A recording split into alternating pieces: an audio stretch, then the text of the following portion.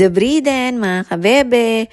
Ngayong araw nga pala ay pupunta naman tayo sa Bratislava, Slovakia. Magte-train nga lang kami galing ng Vienna papunta ng Slovakia. Malapit lang din kasi 1 hour lang. Kaya naman isinama na nga namin siya sa itinerary namin ni Kabebe dito sa Vienna, Austria. Para sulit naman ang gala. Simula dito sa Vienna hanggang Bratislava, 36 euro nga ang binayaran namin sa train. Balikan na ngayon at kasama na rin ang transportation namin sa Bratislava. Napaka-convenient nga lang pumunta kapag ka nandito ka sa Vienna tapos pupunta ka ng Bratislava. Kasi nga 1 hour lang ang biyahe tapos train pa.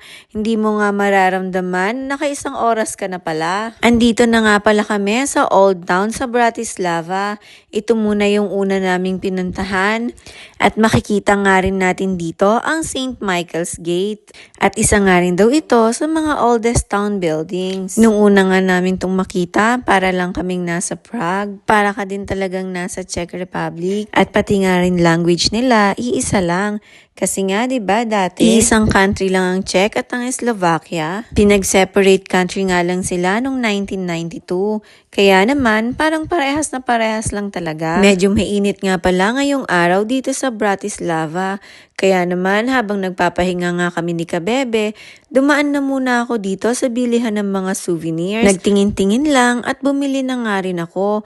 Kasi baka mamaya hindi na ako makadaan dito at hindi na naman ako makabili. Kaya nga inuna ko na. Nagutom na nga pala kami ni Kabebe kaya kumain muna kami ng pizza. Medyo tanghali na rin kasi at tinapay nga lang at kape ang kinain namin kaninang umaga. At nandito naman tayo sa St. Martin's Cathedral. Ito nga ang pinakamalaki at isa sa mga pinakalumang simbahan dito sa Bratislava. Umakyat nga rin kami at pumasok sa loob ng simbahan. Grabe no, nakaka-amaze talaga kung paano nila nape-preserve yung mga ganitong klase ng building at mga churches dito sa Europe. At pagkatapos nga namin dito, bumalik ulit kami dito sa my old town at naglakad-lakad. Tapos nag-ice cream na rin kami kasi nga sobrang init dyan. Ang sarap nga rin ng mga ice cream nila kahit nga sa Vienna. At dahil nga nainitan si Kabebe, dumaan na rin nga siya dyan. Masarap nga daw sa feeling kasi malamig. At ngayon naman, pupunta nga tayo sa halav ni na Mesty kung saan nakatayo ang Primates Palace. Ito nga yung sikat na pink house dito sa Bratislava. Hindi nga lang kami nakapasok sa loob kasi parang sarado yata. At sabi nga rin nila, dyan daw sa Primates Palace, dyan na rin daw yung office ng mayor ngayon. Tapos yung Hall of Mirrors, ginagamit na siya sa mga concerts. At eto namang may fountain, yan naman daw yung statue ni St. George. At nagpunta nga rin kami dito sa may labas, sa may museum. At pagkatapos nga dyan, bumalik na ulit kami dun sa may bilihan ng mga souvenirs. Bumili naman kami ng water. 2 euro nga ang isang bote ng tubig. Tapos pumunta na rin kami dito sa bilihan naman ng mga gamis. Bumili nga lang si Kabebe ng konti. At ngayon, naglalakad-lakad na naman nga kami. At hahanapin naman namin ang Church of St. Elizabeth, ang famous na Blue Church dito sa Bratislava. At eto na nga yung Blue Church mga Kabebe. Ang ganda pala niya at ang laki. Kaso nga lang, hindi kami nakapasok sa loob kasi nire-renovate pala yung interior ng church. Kaya nga, kahit sa labas lang ng church, nakapag-video pa rin kami para makita nyo nga rin yung loob. At ang sunod nga naming pinuntahan ay ang Bratislava Castle. The castle on the hill above the old town. At overlooking nga dito ang mga city. Siguro maganda rin dito sa gabi kasi makikita mo yung city lights. At akala ko nga yan na yung castle, hindi pa pala. Nasa kabilang side pa nga yung castle. Ang laki pala dito. Muntik na nga naming hindi mapuntahan to ni Kabebe. Kasi nga ang init. Tapos medyo malayo kung lalakarin mo.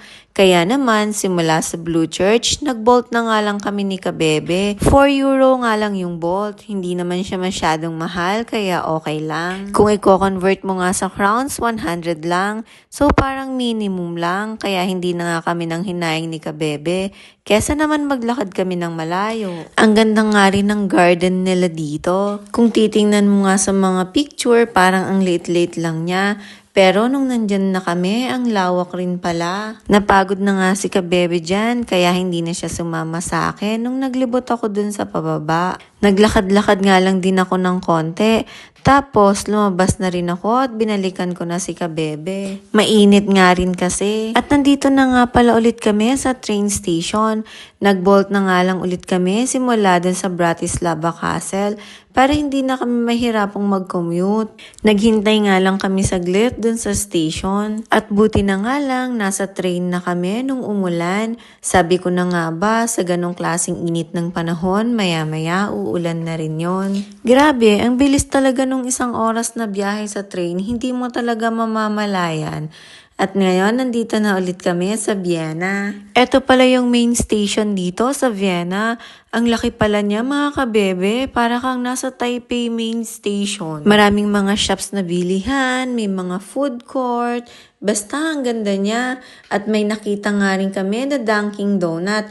Kaya nga tuwang-tuwa kami ni Kabebe at napabili tuloy kami. Siyempre, ang pinili naman namin na flavor ay yung hindi pangkaraniwan. Parang pistachio cream yata yung nabili ko. Tapos, yung kay Kabebe naman, yung sikat sa Dubai. Yun lang mga Kabebe. Thank you sa pananood. See you ulit sa susunod. Bye-bye!